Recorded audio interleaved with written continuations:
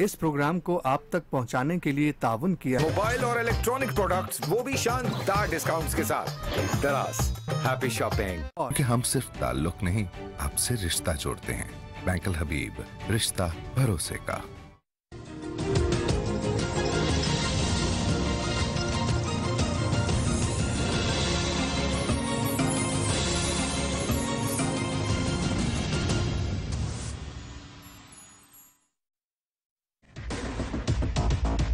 एक पैंडेमिक के दौरान जब आप कह रहे हो कि सूबाई हुकूमतें मुकाबला करें, ऊपर से आप उस बजट में आप 229 बिलियन रुपीस कम देते हो, और ये नाइंसाफी सिर्फ सिंध के साथ नहीं हो रहा है।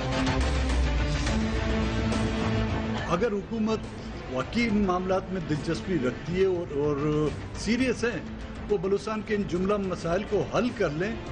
BNP नहीं, पूरा बलूचिस्तान जो है PTI ज्वाइन कर दे।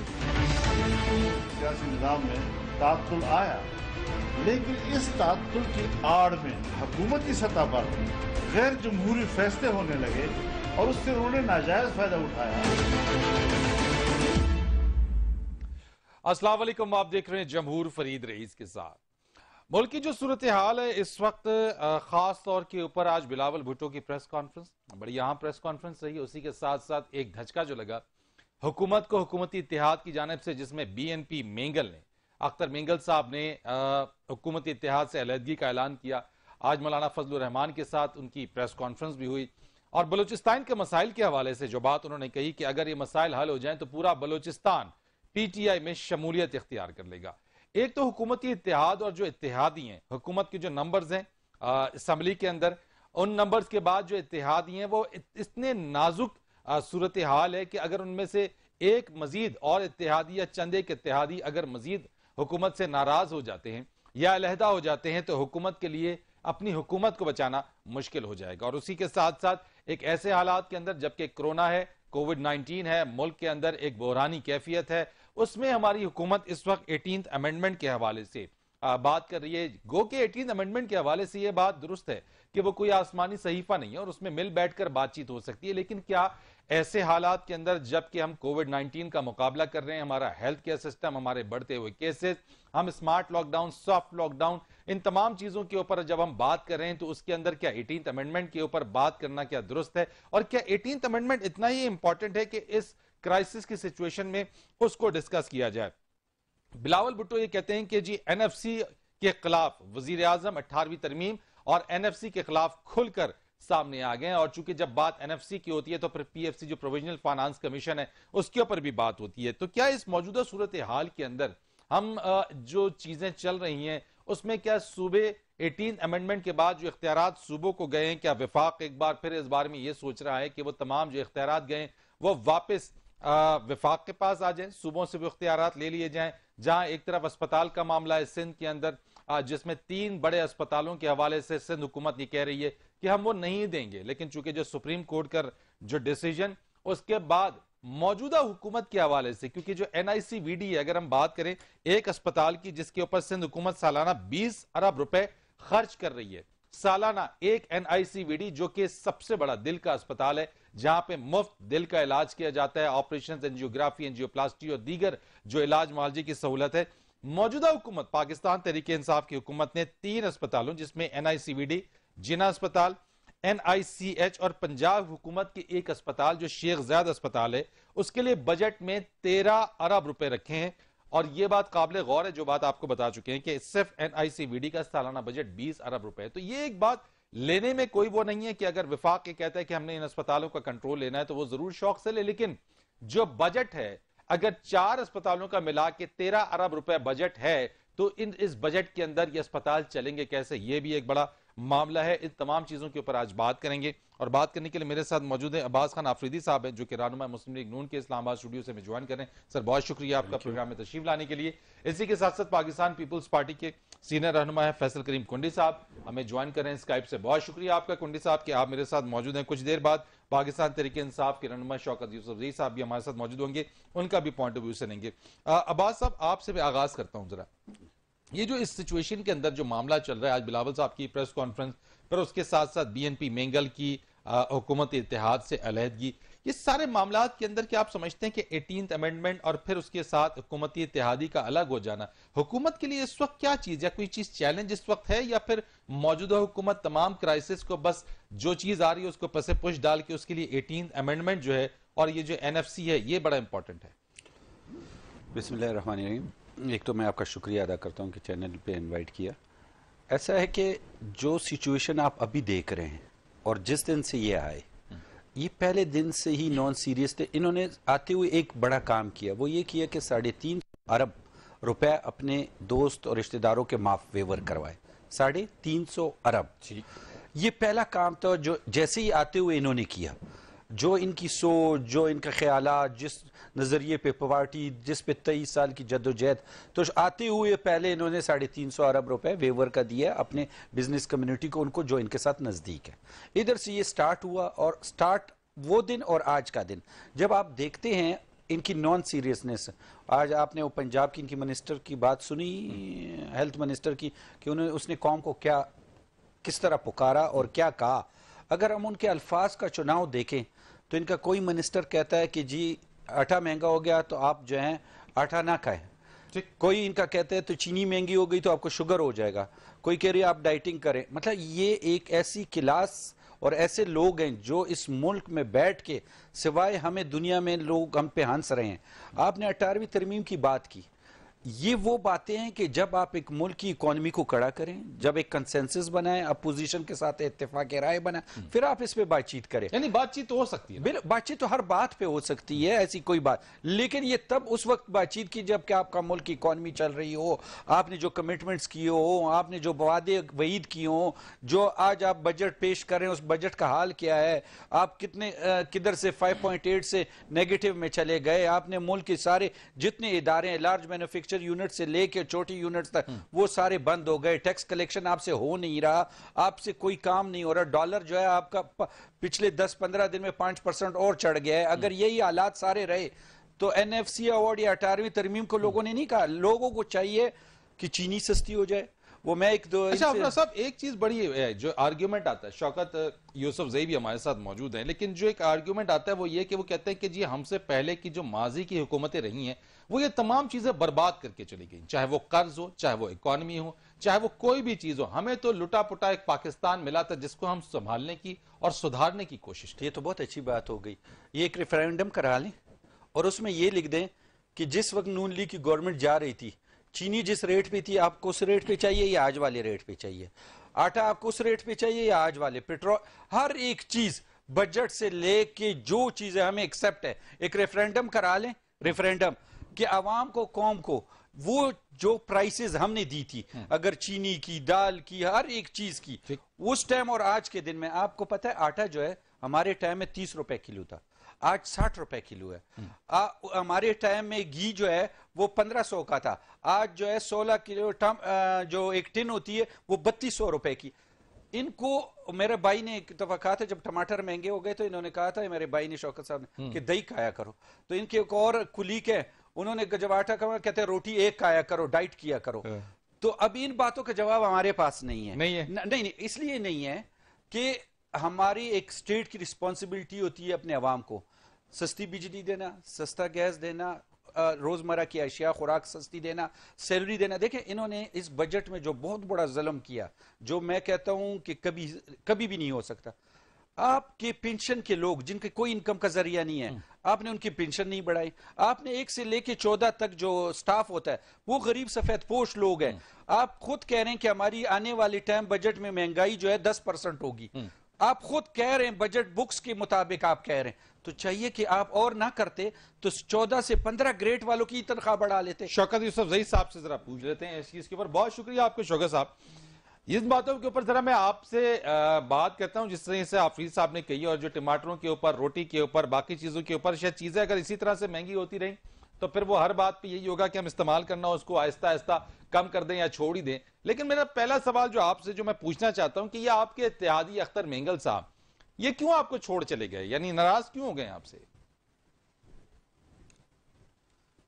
बिस्मिल्लाहिर्रहमानिर्रहीम। देखिए ये तो घर की बात होती है, घर में भाई भाई से नाराज हो जाता है, लेकिन उसका ये मतलब तो नहीं होता है कि वो भाईबंदी खत्म हो गई। ये तो होता रहता है, इतना बड़ा इत्तेहाद है, आपको पता है कि चंद सीटों पे अगर आप देखें तो हुकूमत बनी है।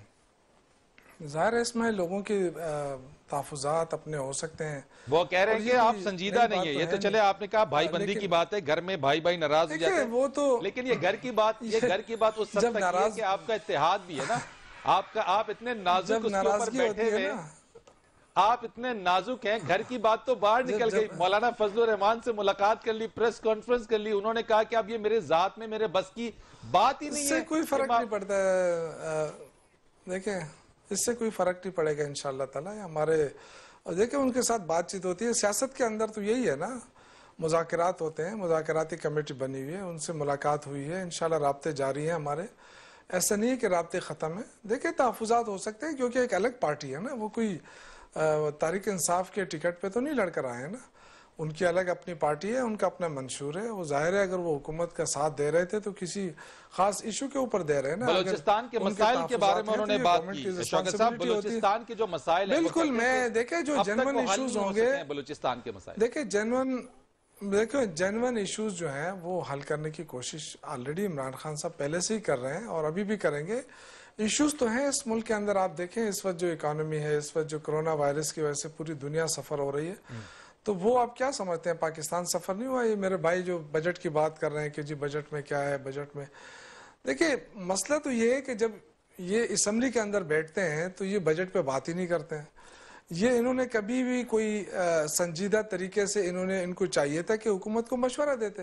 ये कहते हैं हुकूमत हमारी बात नहीं सुनती है। भाई असम्बली के अंदर तो सुनती है ना, जो प्रॉपर फोरम है बात करने के वो तो असम्बली है। आप गली कूचों में खड़े होकर कहते हैं जी हुकूमत हमारी बात नहीं सुनती है। चलो हुकूमत ऑल पार्टीज कॉन्फ्रेंस नहीं बुला रही, आपकी बात बाहर नहीं सुन रही, असम्बली के अंदर तो बंद कर दिया, मीडिया तो मौजूद है ना।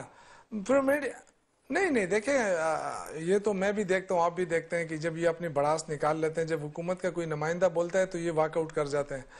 देखिए असल चीज़ ये है कि अगर आप संजीदा हैं, ये जो देखिए गैर मामूली हालात हैं, ये कोई वो हालात नहीं है, वरना जो इनके पिछले हालात आप देखें, जब 2008 के अंदर डॉलर की कीमत 67.5 थी गालिबन, ये आपको याद होगा, और फिर जब 2018 में जब इनकी हुकूमत ख़त्म हो रही थी तो 107 पे शायद पहुंचा था, 105 या 107।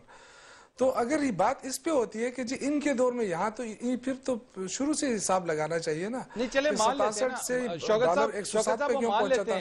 हम तो ये तो देखे आपकी जो हम मान लेते हैं, हम तो मान लेते हैं इस बात को जो आपने कहा, ठीक है जी मुल्क का बेड़ा गर्क किया पीपल्स पार्टी ने, हम मान लेते हैं जी मुल्क का बेड़ा गर्क किया नून लीग ने, लेकिन बात यहाँ पे ये कि अगर जो काम उन्होंने किया, क्या जरूरी है कि वो काम आप भी करें? यानी अगर उन्होंने जो है वो जो 67 से अगर डॉलर आपने कहा 106 पे आ गया, तो क्या ये जरूरी था कि 106 से डॉलर 170 पे भी जाए, 180 पे भी जाए, 190 पे भी जाए? उन्होंने अगर कर्ज दिया तो आप भी ये जो देखिए मेरी बात सुने, दो चीजें आपने कही, ये जो तबाही की आप बात कर रहे हैं ना, तबाही एक अचानक नहीं आती है, इस तबाही के पीछे सालों लग जाते हैं और वो साल लग चुके थे।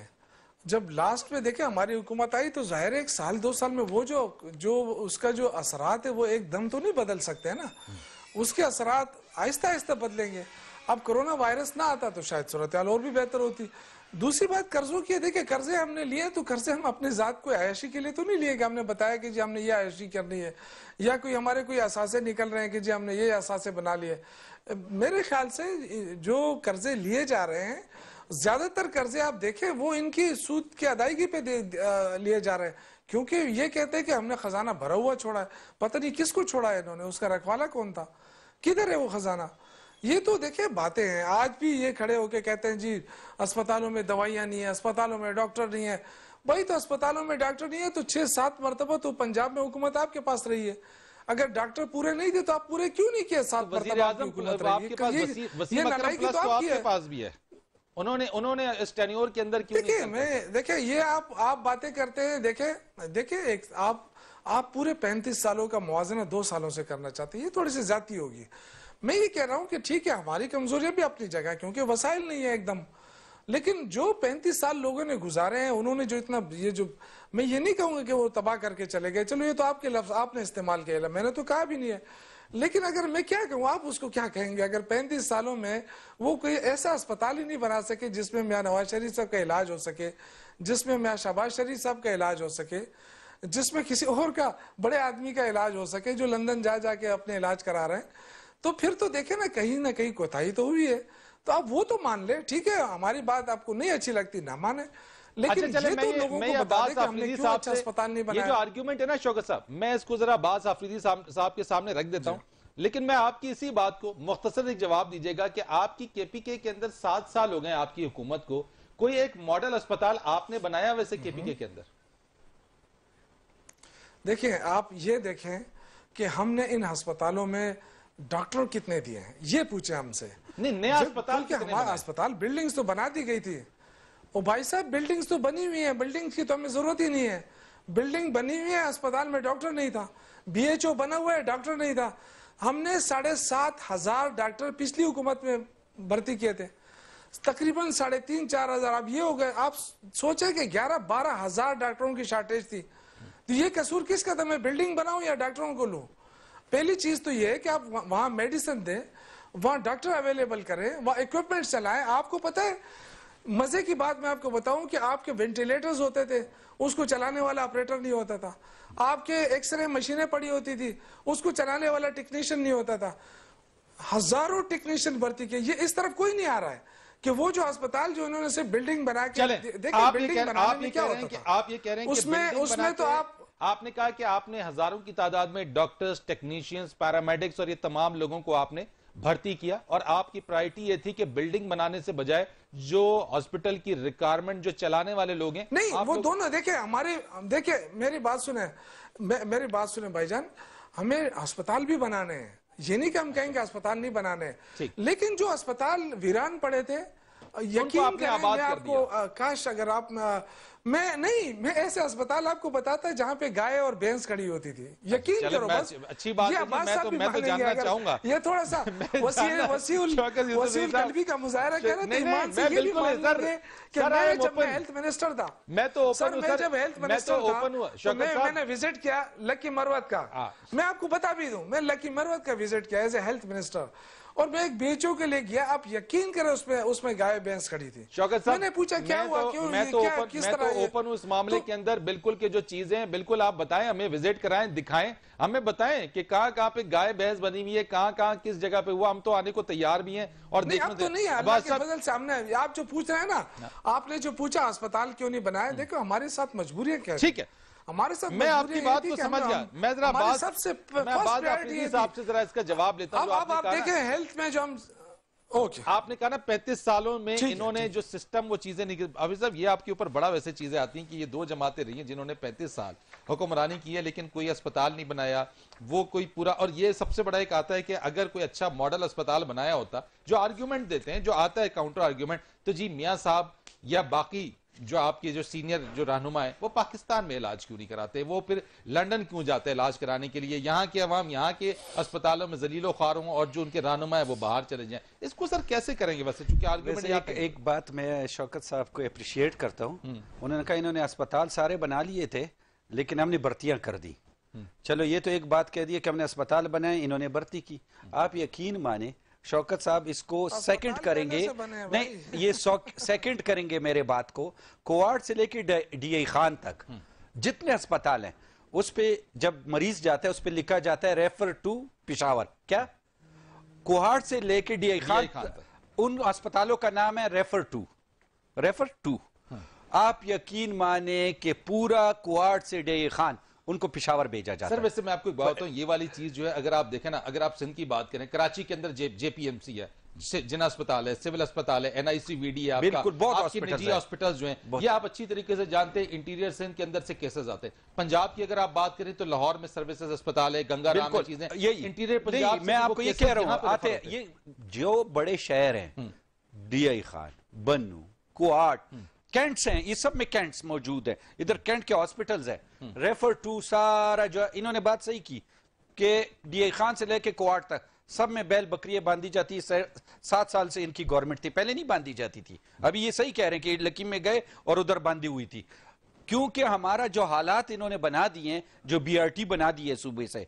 आप मेरे साथ चलें, शौकत साहब होंगे या हमारे होस्ट होंगे, हम जाएंगे। आप सूबे को देख के आपको रोना आएगा। आप पेशावर जाएंगे, आपको रोना आएगा। अगर आप 3 घंटे में, अब मैं गारंटी देता हूं, अगर शौकत साहब ने हमें स्क्वाड के साथ रिंग रोड से हैदराबाद तक मेन रोड पे मेट्रो के साथ 3 घंटे में पहुंचा दिया, तो मैं इनके साथ पार्टी में शामिल हो जाऊंगा। कितने टाइम में? 3 घंटे में। 3 घंटे में। और पेशावर से लेके इस्लामाबाद में आप 1.25 घंटे में आ जाएंगे मेट्रो। सर बता दे कहां से? मैंने कहा ना, मोटरवे के टूल प्लाजा से लेके हैदराबाद तक ये BRT के साथ चलता रहे। यकीन 3 घंटे में कह रहे हैं, अगर 3 घंटे में आपने पहुंचा दिया तो ये पार्टी आपकी ज्वाइन करें। ये बात सुनिए, ये वो चीजें, अच्छा एक और मेरा भाई को, एक मैं और बात बताऊं, मैं अपने भाई को और बात बताऊं, मैं एक और बात बता रहा हूं अपने भाई को। आपके लिए एक और ऑफर देता हूं। असल में जैसे आप इधर ऑफर देता हूं, बस भाई इस तरह एक नेब का इदारा इन्होंने पेशावर में बनाया था 5 साल पहले, फिर उसको बंद किया। क्यों बनाया था?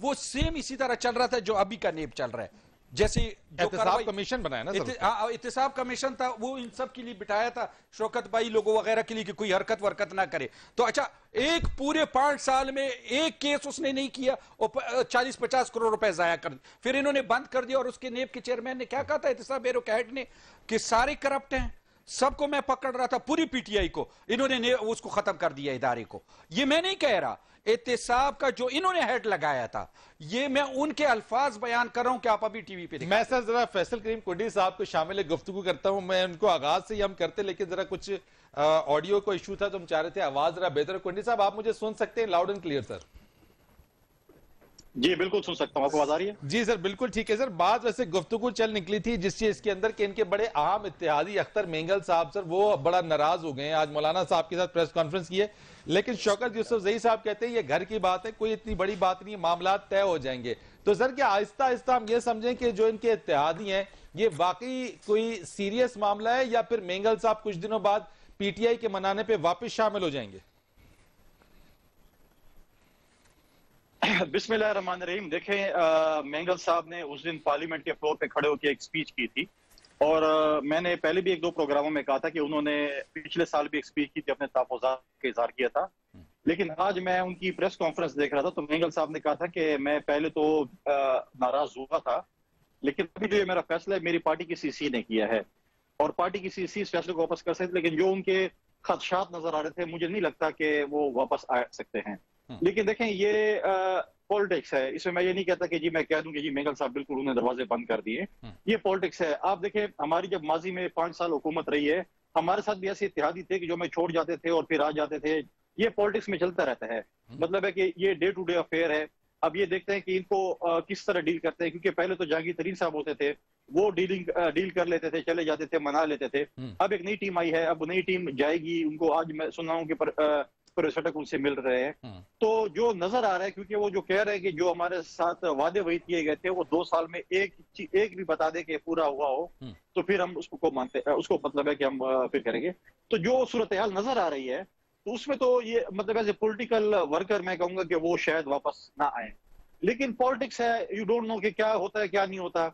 कि वो लेकिन साहब बलोचिस्तान का मामला, एक बात है, बलोचिस्तान का जो मामला है हमेशा से बलोच अवाम की जो महरूमियां रही हैं, और हर आने वाली हुकूमत ने बलोचिस्तान के हुकूक के, बलोचिस्तान की जो ग्रीवियंसेस हैं उनको एड्रेस करने की बात जरूर की है, बातें हुई हैं, on paper on verbal communication बहुत होती रही है, लेकिन आज तक वो चीज होती नहीं। आपकी गवर्नमेंट भी आगाज हुकूक बलोचिस्तान का क्रेडिट लेती है कि बलोचिस्तान के लिए आपने एक प्रोग्राम शुरू किया, लेकिन आज भी बलोच अवाम के अंदर वो रिजर्वेशन मौजूद हैं, वो ग्रीवियंसेस मौजूद हैं, और वही बात है कि अब CPEC को लेकर वो ग्रीवियंसेस और ज्यादा बढ़ गई हैं। तो मुझे बताइएगा कि क्या पाकिस्तान तहरीक इंसाफ की हुकूमत हो, PTI हो, PMLN हो, क्या बलोचिस्तान इतना कॉम्प्लेक्स है कि वहां पर लोगों के ग्रीवियंसेस एड्रेस होना मुश्किल है, बहुत नामुमकिन है?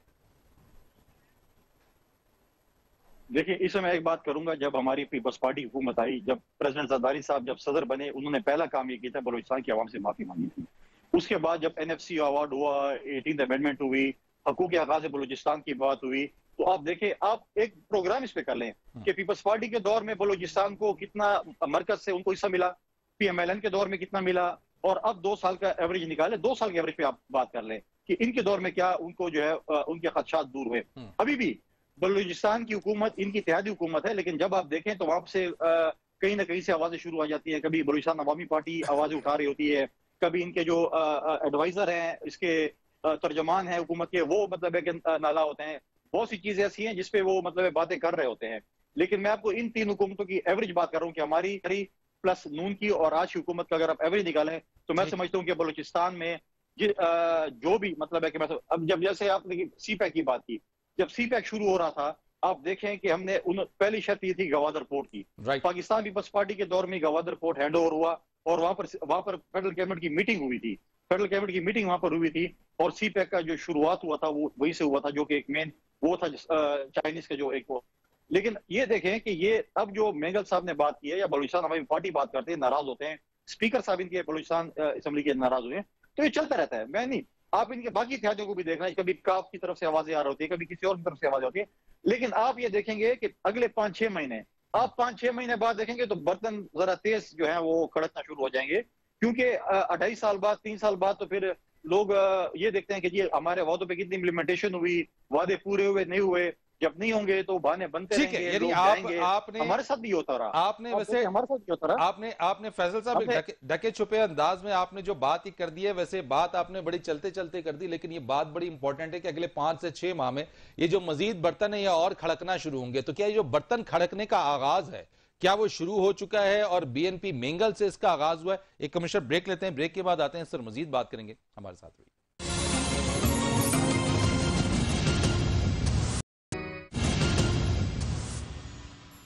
एक बार फिर आपको प्रोग्राम में खुश आमदीद कहते हैं। जहां इस तरह बात हो रही है उसी के साथ साथ शौकत यूसुफ साहब आपसे जरा पूछना चाहता हूँ, एक तरफ जो चीजें बातें आपकी ठीक है, इत्तेहादी आप कोशिश भी कर रहे हैं, ठीक है, आप समझते हैं कि जल्द आपके साथ वो आ जाएंगे, लेकिन जिस तरह से कुंडी साहब ने कहा कि आइंदा आने वाले जो 6 माह उसमें जो बर्तन है मजीद खड़कना शुरू हो जाएंगे, और जब ये बर्तन मजीद खड़केंगे तो यकीनी तौर के ऊपर आपको मल्टीपल एरियाज के ऊपर जो है वो तवज्जो देनी पड़ेगी। कभी किसी इत्तेहादी को मनाना पड़ेगा और किसी इत्तेहादी को, और जैसे मौलाना फजलुर रहमान साहब कहते हैं कि वजीर आजम के खिलाफ जो है तहरीक अदम इत्तेमाद का ऑप्शन जो है वो मौजूद है। तो क्या वाकई हालात इसी तरफ कुछ जा रहे हैं कि आपके जो इत्तेहादी हैं वो यके बाद दीगरे आपसे इसी तरीके से नाराजगी का इजहार करेंगे, चूंकि वो उनका मानना यह कि शायद हुकूमत में वो संजीदगी नहीं है या वो जो वादे किए गए थे उन इत्तेहादियों के साथ वो अब तक पूरे नहीं हो पा रहे हैं? देखिए, ये ख्वाहिश हो सकती है किसी की कि जी बर्तन ज़्यादा खड़कते हैं, कम खड़कते हैं, ये ख्वाहिश होती है बाहर बैठे जो लोग होते हैं ना। अब ये मौलाना फजल रहमान साहब की आप बात कर रहे हैं, इन्होंने पहले भी अपनी कुव्वत का मुजाहरा कर लिया है, वो पूरी फोर्स के साथ वो आए हुए थे और तमाम सियासी जमातें उनके पुश पे थी, और उसके बाद फिर उन्होंने देख लिया कि सारे गुमसुम हो गए थे, कोई उनके साथ नहीं था। और ये देखें, ये इस तरह की बातें होती हैं, ये बाहर से बैठ के अच्छी लगती हैं और करते रहेंगे लोग। जो असम्बली के अंदर इस वक्त जो कुछ हो रहा है, देखिए मैंने आपसे कहा कि वो हमारे टिकट पे जीत कर नहीं आए। जो भी इत्तेहादी होता है वो उसके अपने उसका मंशूर होता है, उसका अपना नहीं लेकिन वादे भी होते हैं और शौकत साहब प्रेशर डालते हैं लोग। शौकत साहब वादे होते हैं, मैं जानता हूं कि मंशूर अलग अलग होता है, लेकिन जब इत्तेहादी हुकूमत का हिस्सा बनते हैं तो बार्गेनिंग होती है, कुछ लो और दो कुछ के ऊपर बात होती है, कुछ वादे होते हैं जो कि हुकूमत बना रही होती है पार्टी, वो अपने इत्तेहादियों से वादे करती है कि जी ये वादे हम अपनी हुकूमत में आपके साथ इनको फुलफिल करेंगे, और जब वो फुलफिल नहीं होते तो डेफिनेटली वो इत्तेहादी जो हुकूमत से बाहर जाने की आपको जो है वो ऑप्शन उसके पास मौजूद है। देखिए, जो सूरत हाल है, जो मुल्क की सूरत हाल है वो इत्तेहादियों को भी पता है, ऐसा नहीं है कि उनको पता नहीं है। और जाहिर है चारों सूबों हमारे सूबे हैं, ऐसा नहीं कि कोई बलूचिस्तान या सिंध या पंजाब या किसी को ज्यादा फोकस किया जा रहा है, नहीं ऐसा नहीं है, सारों सूबों को साथ लेकर चलना होता है। और वजीर आजम साहब जब साथ लेके चल रहे हैं, शौकत साहब, तो वजीर आजम साहब जब सिंध जाते हैं तो सिंध जाके इस वजीर आला साहब से क्यों नहीं मिलते वहां पे, अगर सबको साथ आप लेके चल रहे हैं तो? नहीं, देखिए पॉलिटिकल बातें और होती हैं, लेकिन मैं सूबे की बात करता हूँ, आवाम की बात करता हूँ।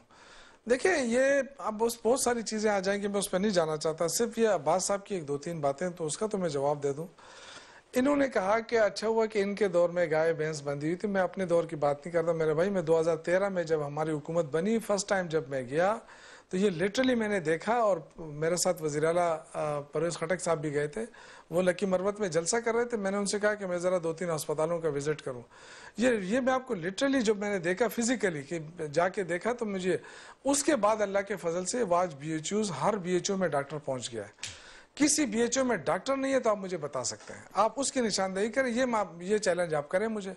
दूसरा चैलेंज जो आपने दिया है कि मैं मोटरवे से उतरूं और 3 घंटे में हैदराबाद पहुंचूं, मैं आपको एक और चैलेंज देता हूं, मैं आपका चैलेंज भी एक्सेप्ट करता हूं, मैं आपको 3 नहीं उससे कम टाइम में मैं आपको पहुंचाऊंगा इंशाल्लाह, और बगैर प्रोटोकॉल के पहुंचाऊंगा। ये नहीं कि पुलिस साथ होगी। आपने तो इतनी बड़ी बात कह दी कि जी 3 घंटे, 3 नहीं, मैं इसके आधा कर दो इंशाल्लाह, मैं आपको बगैर प्रोटोकॉल के पहुंचाता हूँ।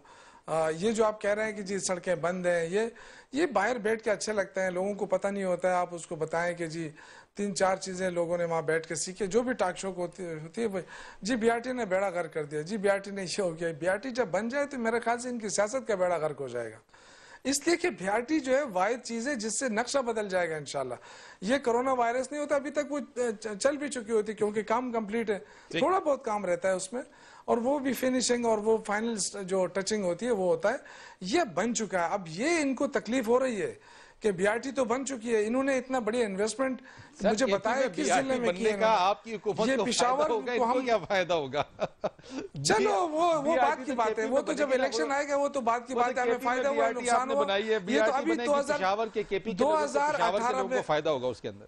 सर ये देखिए, ये तो मेरी बात सुने, ये तो बाहर बैठ के इसलिए करते हैं। कभी इन्होंने, आप मुझे बताएं, कभी इस्लामाबाद की BRT की बात की है इन्होंने? अच्छा चलें, इन इश्यूज के ऊपर बात, और वो क्योंकि इंटरेस्ट नहीं है ना, इंटरेस्ट उनका KP में अंदर है, क्योंकि KP में सबकी सियासत बनती है। इसके ऊपर जो लोग सियासत करते हैं ना, बात हो गई है कि ये कंप्लीट बात हो गई है। मैं जिस तरफ आना चाह रहा हूँ ना, मैं आपसे जिसके ऊपर बात करना चाह रहा हूँ, मैं फिर फैसल साहब और अब्बास आफरीदी साहब की तरफ भी उसी चीज के ऊपर आऊंगा।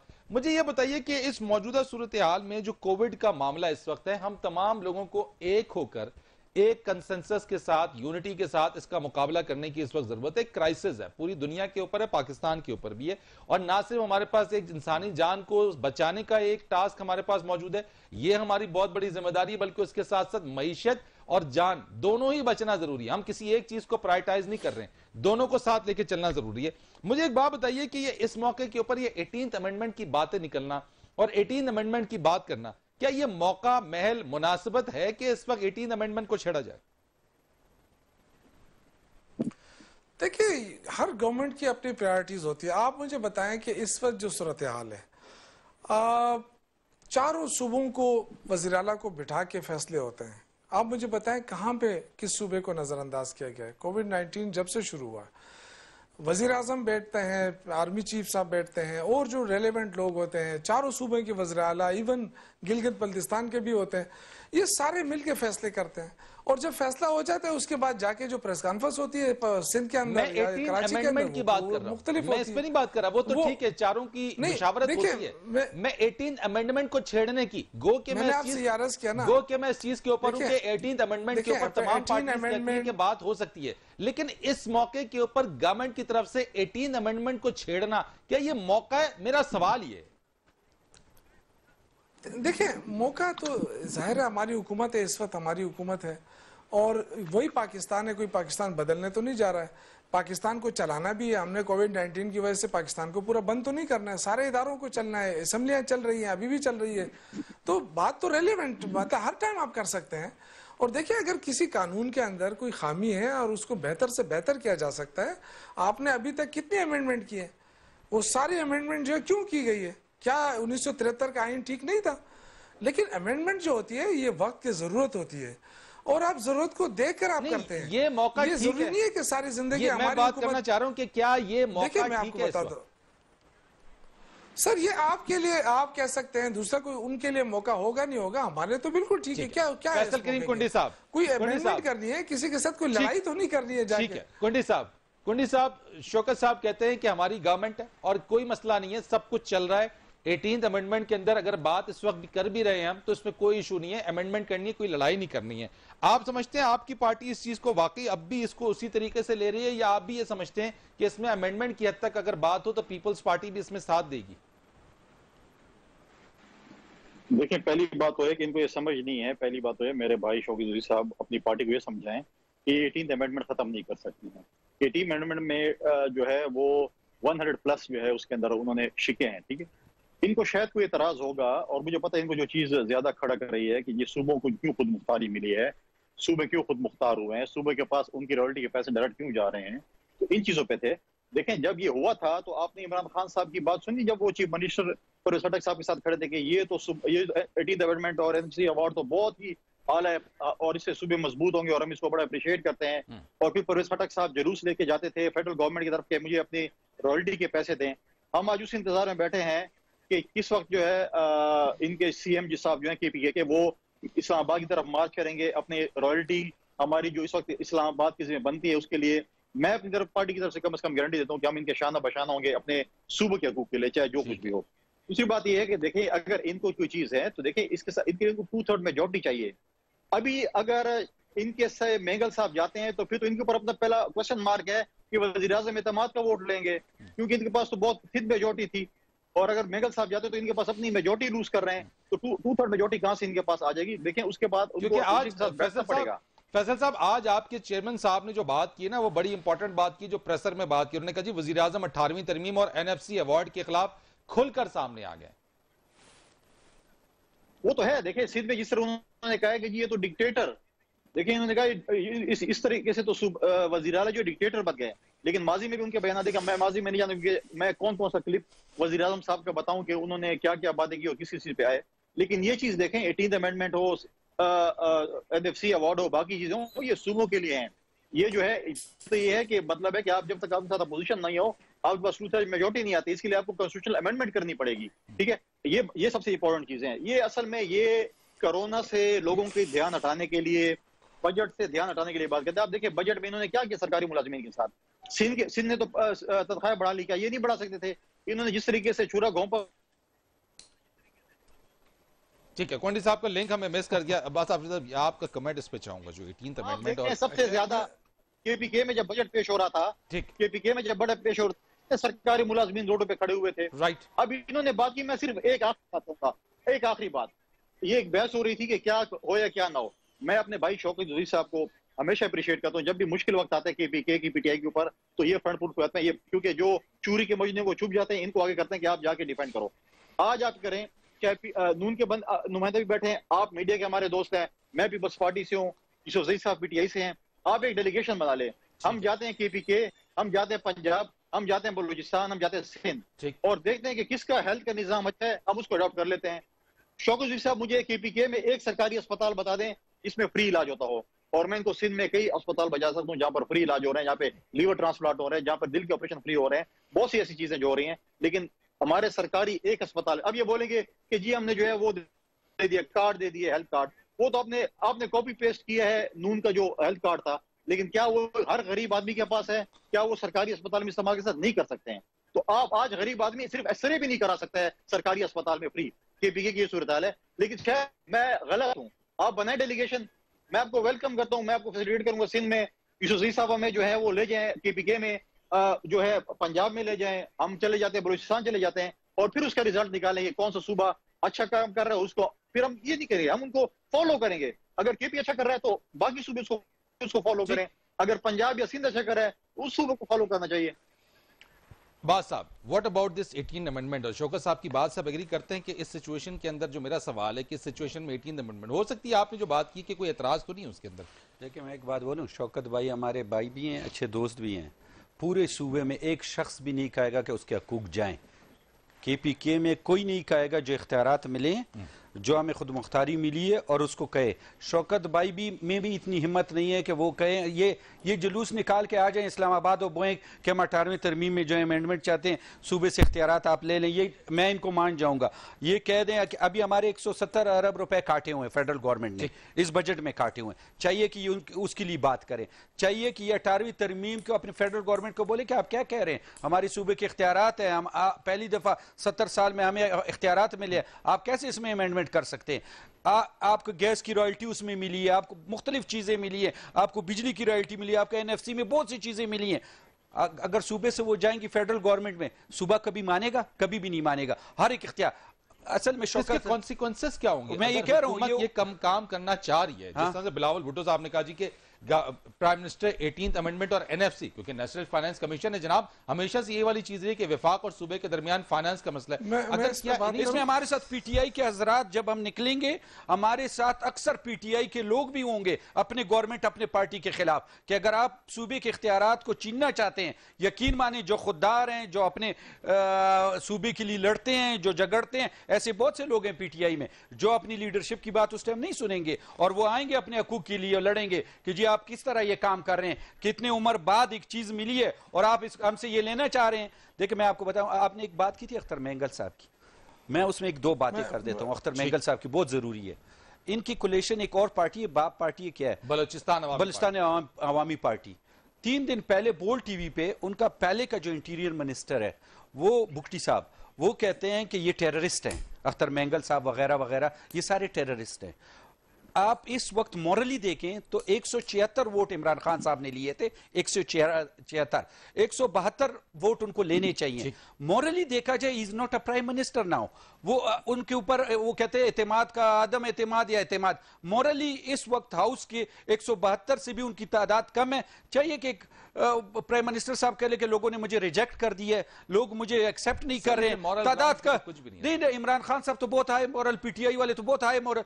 जब वो कह दे कि पूरी कौम ने मुझे रिजेक्ट कर दिया, अभी अक्सरियत मेरे पास नहीं है, 172 वोट की भी तादाद मेरे साथ नहीं है, तो अस्सलाम वालेकुम मैं जा रहा हूं, जो वादे मैंने की थी वो भी पूरे नहीं कर सका, कोलेशन भी मेरे साथ नहीं है, मुल्क को भी मैंने तबाह और बर्बाद कर दिया, आटा भी नहीं है, घी भी नहीं है, बिजली भी महंगी, गैस भी महंगी, जो मैंने कहा था उसका उल्टा मैंने कर दिया, तो मैं कौम से माफी चाहता हूं। मैं पीएमएलएन पीपीपी तहरीक अदम एतमाद नहीं ला सकती।